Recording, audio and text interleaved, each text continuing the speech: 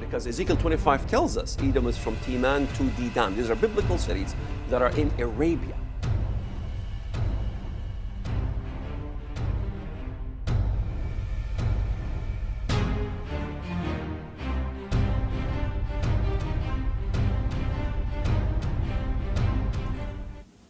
Hello everyone, Bible believers around the world, and we're back with episode 3 in this Bible study series. In this episode, we're going to be covering the whole Mount Seir, Caucasus Mountains cave dweller part of this Esau's the white man doctrine. Now I'm going to give you a little bit of a nugget about what's to come in episode 4. In episode 4, we'll be covering the blessing that Isaac gave Esau about by thy sword thou shalt live, because these one West camps twist that and say, see, that proves it's the white man because all the fighting and the war. But one thing that most people may not know, which is very interesting, is that the book of Jasher actually talks about that the children of Japheth would war and battle against each other. And when you look at modern conflicts like World War I and World War II, those were mostly white-on-white conflicts. You had the Soviet Union fighting Germany, you had Britain fighting Italy, you had France getting beat up by Germany. Those were white conflicts for the most part. Of course, you had some battles that took place in Hamitic lands and later Shemitic lands pushing into the Middle East. But it's very interesting to look at World War II and World War I and link that up with what the book of Jasher says about the children of Japheth, that they would fight each other. It's very interesting, but we'll cover that later in this series. We're going to start off with Genesis chapter 36, because we are now at the part where Esau is a grown man and he's going to take his family up to his new land, which is Mount Seir, the land of Edom. Verse 6, and Esau took his wives, and his sons, and his daughters, and all the persons of his house, and his cattle, and all his beasts, and all his substance, which he had got in the land of Canaan, and went into the country from the face of his brother, Jacob. Verse 7, for the riches were more than that they might dwell together, and the land wherein they were strangers, and could not bear them because of their cattle. Verse 8, thus dwelt Esau in Mount Seir. Esau is Edom. Okay, so Mount Seir is a possession to Esau, and his children, the Edomites, live in the land of Edom and Mount Seir. Now, there's a lot of lies that's talked about Mount Seir. Now, a lot of these One West camps, what they do is they try and make Mount Seir not a real place. And what I mean by that is they try and make Mount Seir the same thing that Mystery Babylon is, where it's a spiritual term. It's not really a real place. It's happening somewhere else. So some say that Mount Seir and the land of Edom is America, and they go to Obadiah to prove that, which we'll go to Obadiah. One West uses Obadiah as one of their, biggest bunkers, to defend this horrible doctrine. And then the others say the Caucasus Mountains. Now, the Caucasus Mountains is probably the most common I've ever heard, and we're going to learn some shocking things about the Caucasus Mountains. And I learned some things on this study about the Caucasus Mountains because, being around people, who have dealt with the camps, always hear, they'll be shouting at white people and stuff like, go back to the Caucasus Mountains, because they think that's Mount Seir and they think there's some type of correlation. But we're going to find out shortly that Mount Seir has nothing to do with the Caucasus Mountains. And as a matter of fact, it's actually thousands of miles away from the Caucasus. And we're also going to find out that America is not Mount Seir neither. America is not the land of Edom. That is a false doctrine. So now that we know that Esau took his wives and his sons and his daughters and all of his people up there, now let's get into Mount Seir. Alrighty, so first off, I'd just like to apologize for how blurry this photo is. This is a photo from the land of Edom, Mount Seir area. As you can see, it's in Arabia in the hot desert. But one thing that the scripture makes clear is that the land of Edom, the Edomites' homeland, is right next to the Red Sea. It also makes it very clear that the land of Edom is near Egypt. Now we have two scriptures right here. We have Numbers chapter 21, verse 4, and they journeyed from Mount Hor by the way of the Red Sea to compass the land of Edom. So Edom is near the Red Sea. And we have another example right here. We have 1 Kings chapter 9, verse 26. And King Solomon made a navy of ships in Eslaber, which is beside Elath, on the shore of the Red Sea, in the land of Edom. So we know that the Red Sea is right next to the land of Edom. And we know that the Red Sea is not in America and it's not in Europe. Many people have tried to push that false doctrine to say that, the Red Sea's over there somewhere, but, that's a story for another day.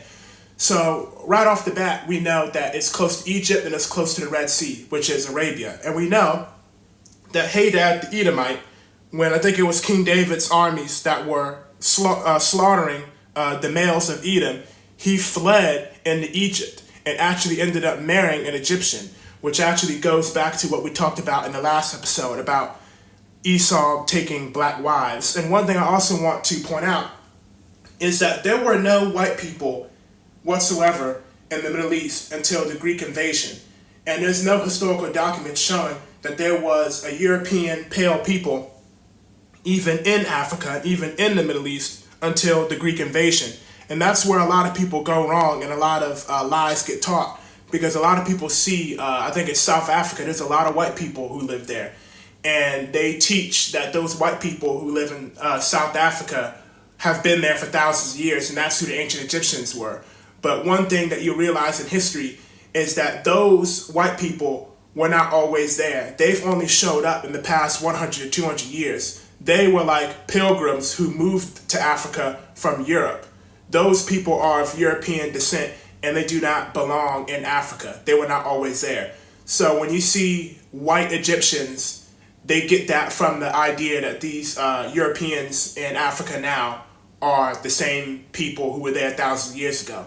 When in reality, the people that Hadad fled to hide amongst were other black people, which is something very interesting, because if Esau was the white man, why did Hadad choose to go hide among the Egyptians when the Israelites did the same thing? Because one thing that's really twisted about these One West camps is that they put in 110% when it comes to identifying the tribes. But when it comes to identifying the other nations, no matter it be white people, Europeans, or the Chinese, they half do it. They do a half job, but they do a very sloppy job.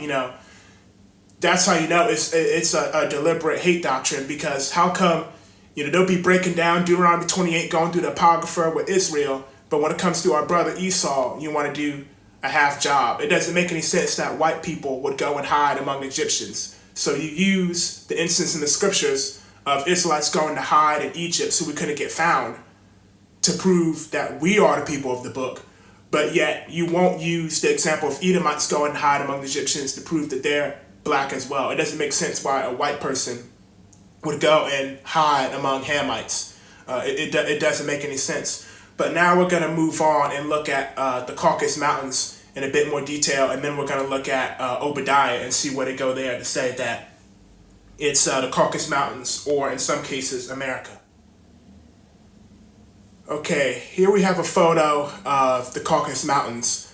This is a specific spot in the Caucasus Mountains where there's a cave city, and this is where many in the One West camps teach that Mount Seir is.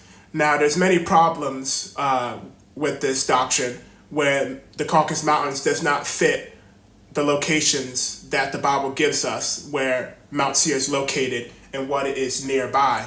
Now, I'm going to mention this real quick. There was a false doctrine that I heard many years ago that a guy taught online, which was that Moses teamed up with the Moabites, the Philistines, the Hittites, the Canaanites, and the Egyptians to help push and banish the Edomites to the Caucasus Mountains, and then they blocked the path with rocks so that they couldn't escape.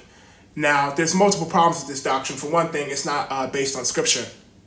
And another thing is, we know that the Edomites were living in Arabia during the time of the Messiah. So this doctrine says that the Edomites were banished to the Caucasus Mountains during the time of Moses. But by the time the Messiah shows up on the scene, the Edomites are back dwelling in Arabia again. And not only that, they are black people with afros, as we have seen in past episodes. So that means they somehow managed to escape their captivity of the Caucasus Mountains and return back to their native land, and they grew their melanin back. They turned black for this. You see, this doctrine, this makes absolutely no sense. And I'm going to say something right now, and that is the fact that white people being linked to the Caucasus Mountains is an idea that's hundreds upon hundreds of years old, and it had nothing to do with Esau in the first place. People for hundreds of years have believed that Noah's Ark that Noah's Ark landed in Turkey. And if that were the case, that would mean Japheth's descendants would have had to walk through the Caucasus Mountains to make it to Europe, where they would eventually settle. And of course, Ham and Shem and their descendants would have just had to walk down through Turkey to get to the Middle East and Africa.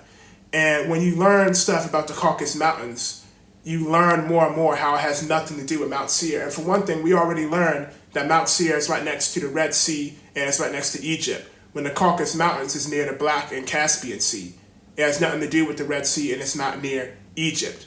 We know Hadad the Edomite was able to run on foot to Egypt from Mount Seir, but yet the Caucasus Mountains is thousands of miles away from Egypt. So that is not an easy walk. That is way less possible than the close distance between Edom, which is on the coast of the Red Sea, right next to Egypt. Okay, we're now in the legendary Obadiah. Now, they treat Obadiah as, their Hail Mary pass into the end zone to win the Super Bowl. When you bring out all these points, they always go to Obadiah. But we're going to find out that the Most High did not write Obadiah to tell you or prove that Esau's the white man. As a matter of fact, Obadiah is one of the books that really destroys that doctrine the most. So this is more of an interception for him rather than a touchdown. But enough with the football analogies. Let's get into this. Now, they really start right here with verse 3, but I'm going to start off with verse 1 because it talks about that this is a prophecy against Edom. This is prophesying against Mount Seir and the land of Edom. And they say that Edom is America. But let's continue on with this. The pride of thine heart has deceived thee, thou that dwellest in the clefts of the rock. Now they do this up and they say, see, white people are cavemen. They were dwelling in caves. And then they link that up with the Caucasus Mountains. And they say, see, Mount Seir is the Caucasus Mountains. So that's what this is talking about. But somehow they say that this is talking about America and the Caucasus Mountains at the exact same time. So you see everything starting to get twisted up. But one thing I want to ask is, living in caves was a common thing in ancient times. So how do you know that this is specifically talking about white cave dwellers? Because Arabs lived in caves, the Chinese lived in caves, Mexicans lived in caves, and they have the Mexicans on the 12 tribes chart, and they lived in caves. And I also find this interesting. I'm going to bring this up. A good brother who teaches the Bible, he's probably watching this, but he brought up a false doctrine about white people being, test tube babies. I think he talked about and being fallen seed. I already covered that, and the white man is not a product of fallen seed series. But another thing interesting about that is, they try and dehumanize and hurt white people by telling them that they're not eligible for salvation because they're a Neanderthal hybrid. When I already proved in the Fallen Seed series that not only were the Neanderthals human, but also Mexicans have so-called Neanderthal DNA. And another thing is, Neanderthals are nothing but ancient people from Bible time periods. And there's also an African Neanderthal that they say us black people have. So you're saying, that the white man can have salvation because he's half human, half fallen seed, but the whole Neanderthal thing, when the Mexicans have Neanderthal DNA. So not only have Mexicans lived in caves, but they've also have Neanderthal DNA. So you're trying to say one of the 12 tribes of Israel can have salvation, that they're half human. And also that would mean we're half human too, because there's African Neanderthals that we have DNA from. So don't fall for the Neanderthal okadoke. All right, but let's move on. So we know that cave dwellers are all over the earth, so that doesn't make any sense. Move on. Though thou exalt thyself as the eagle, and though thou set thy nest among the stars. So they say, the eagle has landed. They say literally that they went down to space. For one thing, you can't set your nest among the stars literally. This has to be meaning something else. Because for one thing, outer space doesn't exist according to the Bible. It's the firmament. So nobody even went to space. I'll probably have to include a clip about that.